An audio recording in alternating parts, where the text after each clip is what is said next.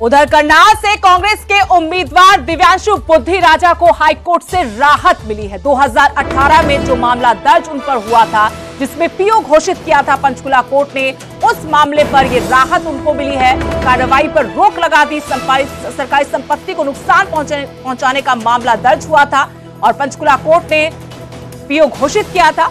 High court गए थे, लेकिन वहां से जब राहत नहीं मिली, उसके बाद सरेंडर किया, जमानत उनको मिल गई। लेकिन अब इस मामले में बुद्धि राजा को हाईकोर्ट से राहत मिली है। सरकार से जवाब तलब किया है और आगे कार्रवाई करने से भी रोका गया है। मनोहर लाल जी ने 7 दिन पहले से मेरे खिलाफ दुष्प्रचार शुरू कर रखा था। जो बीजेपी का आईटी सेल मेरे खिलाफ दुष्प्रचार कर रहा था। मैं देश के संविधान का, न्याय प्रणाली का धन्यवाद करता हूं कि आज न्याय प्रणाली ने, माननीय उच्च न्यायालय ने उस मुकदमे के अंदर सारी प्रोसीडिंग्स रोक के बीजेपी के मुंह पर करारा तमाचा मारने का काम किया है और ये संदेश दिया है कि जुल्मी जब जब जुल्म करेगा, सत्ता के गलियारों से चप्पा चप्पा गूंज उठेगा। इनकलाब के नारों से ये इनकलाबी बगावत जो मनोहर लाल जी के खिलाफ शुरू हुई है, मैं धन्यवाद करता हूं देश के संविधान का और देश की न्याय व्यवस्था का, जिन्होंने आज फिर मनोहर लाल जी को, जो अहंकार के घोड़े पर सवार होकर मेरे खिलाफ, जनता के खिलाफ आवाज दबाने की कोशिश कर रहे हैं, आज दोबारा से उच्च न्यायालय ने उनको आईना दिखाने का काम किया है और यही सबक करनाल की जनता इस चुनाव में उनको सबक सिखाकर करेगी।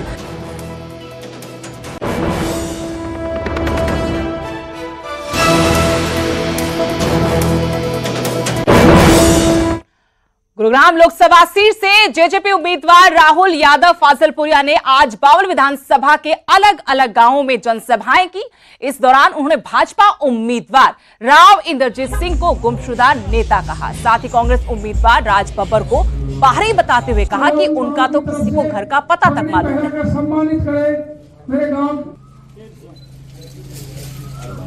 बहुत बहुत धन्यवाद। तालियों की लड़ाई में मैं संघर्ष कर रहा हूँ, उसमें मेरा हौसला बढ़ाए, उसमें मेरा साथ दे।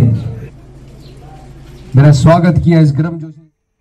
गुरुग्राम से अगली बड़ी खबर, जहां धर्मवीर सिंह को लेकर राव इंद्रजीत सिंह ने बड़ा बयान दिया। कहा, सोशल मीडिया पर जो अटकलें लगाई जा रही हैं वो सही नहीं है। उन तमाम अटकलों पर विराम लगा दिया है। भाजपा उम्मीदवार धर्मवीर को मेरा पूरा समर्थन, ये राव इंद्रजीत सिंह की तरफ से कहा गया। अटकलें ये थी कि राव इंद्रजीत सिंह नाराज हैं क्योंकि नामांकन में भी नहीं पहुंचे थे। अब राव इंद्रजीत सिंह ने कहा कि उनका कोई दूसरा कार्यक्रम तय था, इसलिए नामांकन में नहीं पहुंच पाए थे, लेकिन 13 तारीख को जरूर वो उनके लिए चुनाव प्रचार करेंगे।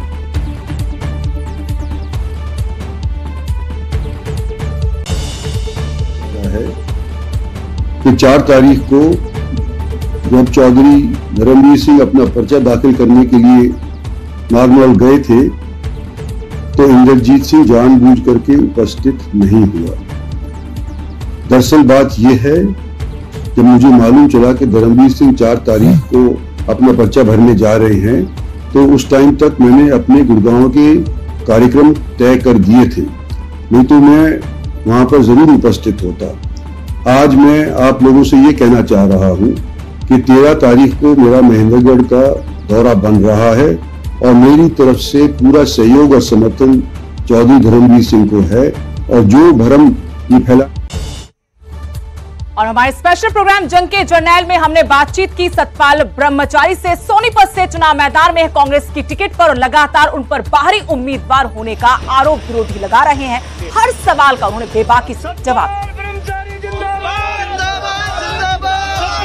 नमस्कार, स्वागत है आपका। आपके साथ मैं स्तेश नैन मोर। और सियासी रण में उतर चुके हैं धुरंधर, एक के बाद एक चुनावी दौरे पर निकल रहे हैं। हम सोनीपत में हैं और यहाँ पर सरप्राइज दिया गया है बीजेपी की तरफ से भी और कांग्रेस की तरफ से भी। हमारे साथ कांग्रेस के उम्मीदवार हैं पंडित सतपाल ब्रह्मचारी जी। सबसे पहले तो बहुत बहुत स्वागत है सर आपका। धन्यवाद। मुद्दा क्या है?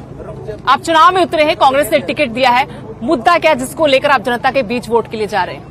आप सब जानते हैं, जब कांग्रेस की सरकार थी हरियाणा नंबर 1 आता था हर चैनल पे, आपने देखा भी होगा।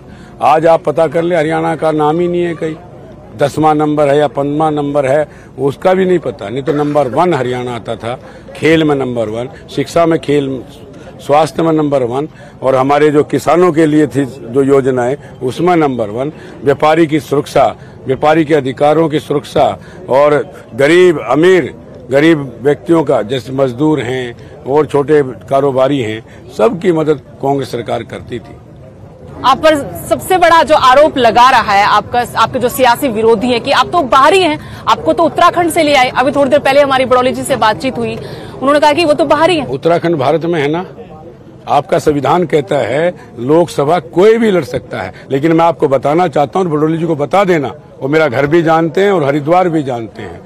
मेरा गांव गांगोली है, पिल्लूखेड़ा ब्लॉक है, सफीदों तहसील है, जींद मेरा जिला है, प्रदेश मेरा हरियाणा है और लोकसभा सोनीपत है। लोकसभा सोनीपत। किस चेहरे पे चुनाव लड़ा जा रहा है आपकी तरफ से? भूपेंद्र सिंह हुड्डा के नाम पे, चेहरे पे? क्योंकि बीजेपी तो मोदी नाम को, मोदी चेहरे को आगे करके चुनाव लड़ रही है, और दूसरा मुद्दा उनके पास राम मंदिर का है। देखिए, राम मंदिर, बड़ौली जी ने कहा सतपाल ब्रह्मचारी तो मंदिरों में रहने वाला है, खुद मान रहे हो मंदिरों में रहना, मैं मंदिर में रहता हूँ, कोई ऐसी बात वो कहते राम को तो हम लेकर आए। उनको ये पूछ लेना राम को कोई लेके आया आज तक? ये मूर्खता है कि राम को हम लेके आए।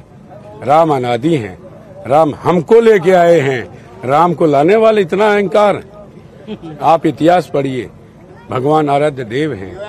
ठीक, रही बात बड़ौली जी से ये पता कर लेना भाई सतपाल ब्रह्मचारी का गांव कहाँ है, सब जानते हो, 2 बार घूम के भी आ गए वो। उन्होंने तो ये भी कहा कि हमारा मुकाबला कांग्रेस से है ही नहीं, हमारा तो मुकाबला इनेलो से या जेजेपी से, वो ज्यादा मजबूत उनका पता है ना, उनका मुकाबला उन्हीं से है।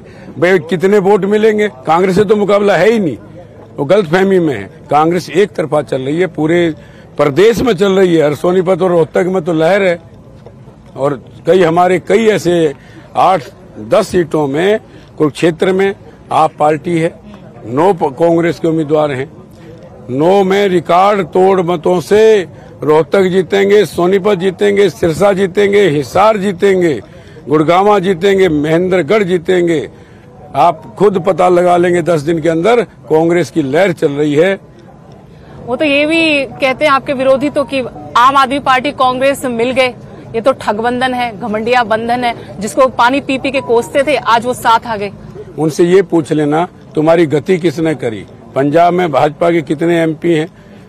आम पार्टी ने तो करी, उनकी 2 प्रदेश में सरकार है। सतपाल जी, क्या चुनौती है आपके सामने? आपको उतारा है, विश्वास जताया है, जिम्मेदारी दी है, हमने अपने संविधान को बचाना है,